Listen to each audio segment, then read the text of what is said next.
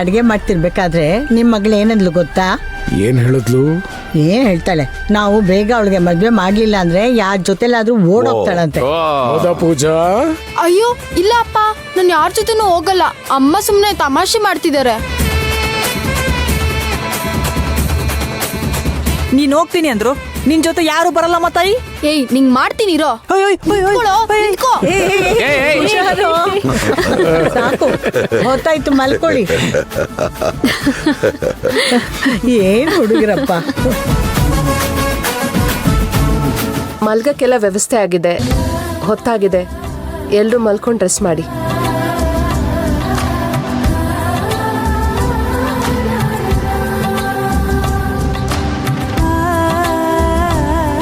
ಚೆನ್ನಾಗಿ ಊಟ ಮಾಡ್ತೀನೋ? Very good.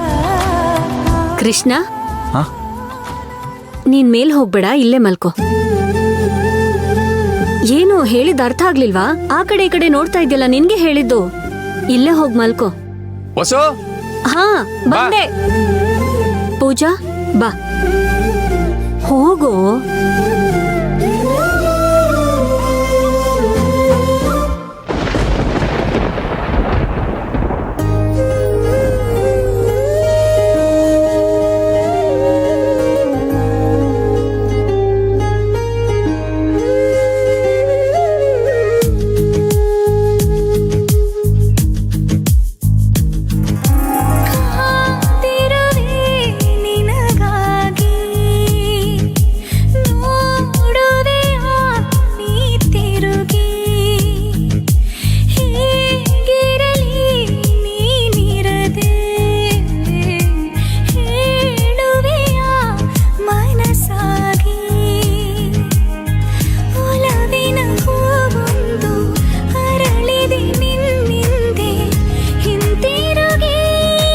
ನನ್ ಮುಖ ನೋಡಿ ಮಾತ್ ಕೂಡ ಆಡಲ್ಲ.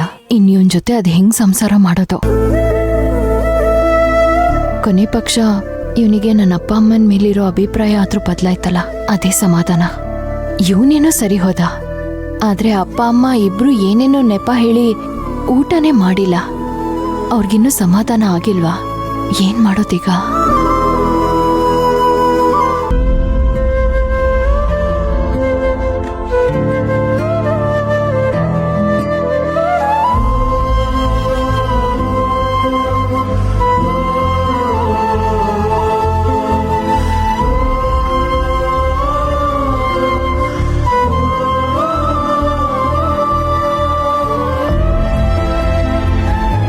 ರೀ, ಬನ್ನಿ ಊಟ ಮಾಡೋಣ. ನನ್ಗೆ ಯಾಕೋ ಹೊಟ್ಟೆ ಹಸಿವಿಲ್ಲ, ಊಟ ಬೇಡ, ನೀನು ಊಟ ಮಾಡೋಗು. ಸುಳ್ಳು ಹೇಳ್ಬೇಡಿ, ಎಲ್ಲ ಸರಿ ಹೋಯ್ತಲ್ಲ, ಯಾಕೆ ಹೇಗೆ ಕೂತಿದ್ದೀರಾ? ಏ, ನಿಜವಾಗ್ಲೂ ನನಗೇನು ಬೇಜಾರಿಲ್ಲ ಕಣೆ. ಮತ್ತೆ ಯಾಕೆ ಕೂತಿದ್ದೀರಾ? ಬನ್ನಿ ಊಟ ಮಾಡಿ. ಮಗಳು ಜೀವನ ಹಾಳಾಗೋಯ್ತಲ್ಲ ಅಂತ ಒಂಥರ ನೋವಿನಲ್ಲಿದ್ದೆ. ಹೀಗೆಲ್ಲ ಸರಿ ಹೋಯ್ತಲ್ಲ, ಆ ಸಂತೋಷಕ್ಕೆ ಹಸುವಾಗ್ತಿಲ್ಲ ನನಗೆ. ಹಾ ಸರಿ, ಸ್ವಲ್ಪ ತಿನ್ನಿ, ಖಾಲಿ ಹೋಟೆಲ್ ಮಲಗಬಾರ್ದು. ನೀನು ಊಟ ಮಾಡ್ತೀಯಾ? ನಿಮ್ಮನ್ ಬಿಟ್ಟು ನಾನು ಯಾವತ್ತಾದ್ರೂ ಊಟ ಮಾಡಿದ್ದೀನಾ? ಬನ್ನಿ ಇಬ್ರು ಒಟ್ಟಿಗೆ ಊಟ ಮಾಡೋಣ.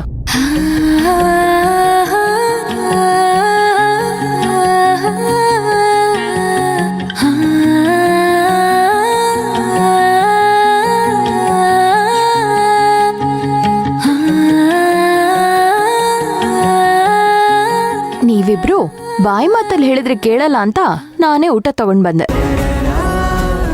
ನೀನ್ ಹೋಗಿ ಮಲ್ಕೋ, ನಾವ್ ತಿಂತೀವಿ. ಪುಟಿ, ನಾವು ಊಟ ಮಾಡ್ತೀವಿ, ಹೋಗು, ಮಲ್ಕೋಗು. ನಾನು ಊಟ ಮಾಡ್ದೆ ಮಲಗಿದ್ರೆ ನೀವ್ ಸುಮ್ನೆ ಇರ್ತಿದ್ರಾ? ಚಿಕ್ಕವಳಿದ್ದಾಗ ಊಟ ಮಾಡ್ಲಿಲ್ಲ ಅಂದ್ರೆ ಗೊಗ್ಗಯ್ಯ ಬಂದ್ ಕರ್ಕೊಂಡ್ ಹೋಗ್ತಾನೆ ಅಂತ ಹೆದರ್ಸ್ತಿದ್ರಿ. ಆಮೇಲೆ ಸ್ವಲ್ಪ ದೊಡ್ಡವಳಾದ್ಮೇಲೆ ಏನಾರ ಕೊಡಿಸ್ತೀನಿ ಅಂತ ನಂಬಿಸ್ತಿದ್ರಿ. ಅದಕ್ಕೂ ಸ್ವಲ್ಪ ದೊಡ್ಡವಳಾದ್ಮೇಲೆ ನೀನ್ ಊಟ ಮಾಡಿಲ್ಲ ಅಂದ್ರೆ ನಾವು ಊಟ ಮಾಡಲ್ಲ ಅಂತ ಬ್ಲ್ಯಾಕ್ ಮೇಲ್ ಮಾಡ್ತಿದ್ರಿ. ಅದ್ನೆಲ್ಲ ಮರ್ತ್ ಬಿಟ್ರಾ? ಅಲ್ಲ ವಂಶಿ. ಅಮ್ಮ, ಅದೆಲ್ಲ ನನಗೆ ಗೊತ್ತಿಲ್ಲ. ಸುಮ್ನೆ ಕೂತ್ಕೊಳ್ಳಿ, ನಾನು ಊಟ ಮಾಡಿಸ್ತೀನಿ ನಿಮ್ಮಿಬ್ರಿಗೂ. ನಾವ್ ತಿಂತೀವಿ, ಹೋಗೆ. ನನ್ ಕಣ್ಮುಂದೆ ಊಟ ಮಾಡೋ ತನಕ ನಾನ್ ನಿದ್ದೆ ಮಾಡೋದಿಕ್ಕೂ ಬಿಡಲ್ಲ. ಬಾ, ಕೂತ್ಕೋ ಬಾ. ಸರಿ.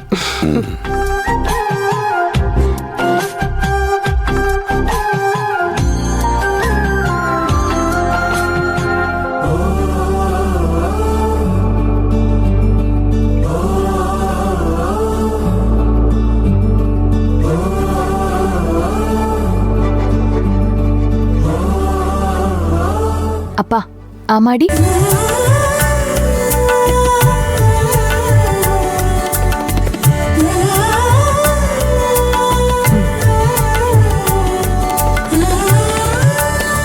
ಪುಟಿ, ಈ ತರ ನನ್ನ ಮಗಳು ನನಗೆ ಕೈ ತೂತ್ ಕೊಡ್ತಾಳೆ ಅನ್ನೋದಾದ್ರೆ ಎಷ್ಟು ಸಾರಿ ಬೇಕಾದ್ರೂ ಅವಮಾನ ಅನುಭವಿಸ್ತೀನಿ.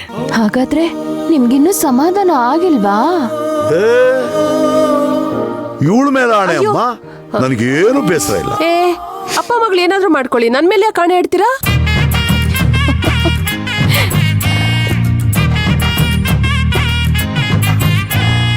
ಪುಟೆ, ಇವತ್ತು ನೀನೇನು ಹೇಳು, ಊಟದ ರುಚಿ ಬೇರೆ ತರನೇ ಇದೆ. ದಿನ ನಾನು ಇದೇ ಅಡ್ಗೆನೆ ಮಾಡೋದು. ನೀನ್ ಮಾಡಿದ ಅಡಿಗೆನಾ ಇದು? ಹ್ಞೂ ಅಪ್ಪ, ಅಮ್ಮನೇ ಮಾಡಿದ್ದು. ಅದೇ ಅನ್ಕೊಂಡೆ ನಾನು. ನನ್ನ ಮಗಳು ಏನಾದ್ರೂ ಅಡಿಗೆ ಮಾಡಿದ್ರೆ ಇಷ್ಟೆಲ್ಲ ಉಪ್ಸುರಿಯಲ್ಲ, ಇವಳದೇ ಕೆಲಸ ಅಂತ. ನಾನ್ ಮಾಡೋ ಅಡ್ಗೆ ಬಗ್ಗೆನೆ ಮಾತಾಡ್ತಿದ್ದೀರಲ್ವಾ? ನಾಳೆ ಕಾಫಿಗೆ ಉಪ್ಪ ಕೊಡ್ತೀನಿ ರೀ. ಅಡಿಗೆ ನೀನೇ ಮಾಡಿರೋದು ಚೆನ್ನಾಗೂ ಇದೆ, ಆದ್ರೆ ನನ್ನ ಮಗಳು ಕೈ ತೂತಲ್ವಾ, ರುಚಿನೇ ಬ್ಯಾರೆ.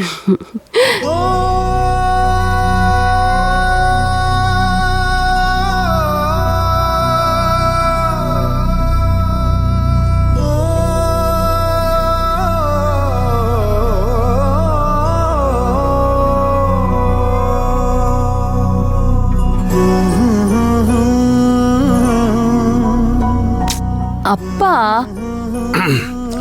ಏನಿಲ್ಲ ಪುಟ್ಟಿ, ನೀನು ಕೃಷ್ಣನ್ ಜೊತೆ ಚೆನ್ನಾಗಿ ಬಾಳ್ಬೇಕು ಅಷ್ಟೇ. ಅಷ್ಟೇ ನನ್ನ ಮನಸ್ಸಿನಲ್ಲಿರೋದು.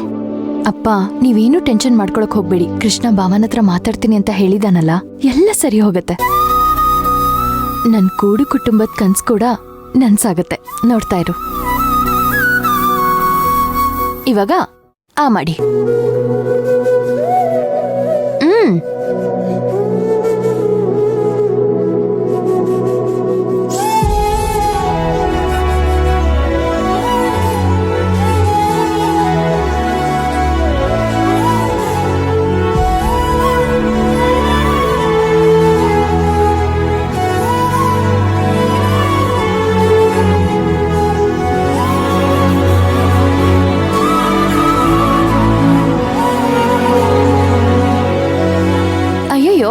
ಮಾತಾಡ್ತಾ ಮಾತಾಡ್ತಾ ತಟ್ಟೆನೇ ಖಾಲಿ ಆಯ್ತು. ಇನ್ನೊಂದ್ ಸ್ವಲ್ಪ ಹಾಕೊಂಡ್ ಬರ್ತೀನಿ. ನನಗೂ ಹೊಟ್ಟೆ ತುಂಬಿದೆ, ಸಾಕು. ನನ್ಗೆ ಹೊಟ್ಟೆ ತುಂಬಿಟ್ಟೈತೆ, ಸಾಕು. ವಂಶಿ, ನೀನ್ ಹೋಗ್ ಮಲ್ಕೋ, ಲೇಟ್ ಆಯ್ತು. ಸರಿ ಆಯ್ತು, ನೀವಿಬ್ರು ಮಲ್ಗದ್ಮೇಲೆನೆ ನಾನ್ ಮಲ್ಕೊಳ್ಳೋದು. ನೀನ್ ಮೊದ್ಲು ಹೋಗ್ ಮಲ್ಕೋ, ಆಮೇಲೆ ಕೃಷ್ಣ ತಪ್ಪು ತಿಳ್ಕೊತಾನೆ. ಅವನ್ ಏನಾದ್ರೂ ತಿಳ್ಕೊಳ್ಳಿ, ನಾನ್ ನಿಮ್ನ ಮಲಗ್ಸೇ ಹೋಗೋದು. ಮಲ್ಕೊಳ್ಳಿ ನೀವಿಬ್ರಿಗ. ನೀವ್ ಮಲ್ಗದ್ಮೇಲೆನೆ ನಾನು ಇಲ್ಲಿಂದ ಹೋಗೋದು. ಮಲ್ಕೊಳ್ಳಿ. ಬಂದೆ. ಹುಡುಗಿ ಹೀಗಟ ಮಾಡ್ತಾಳೆ.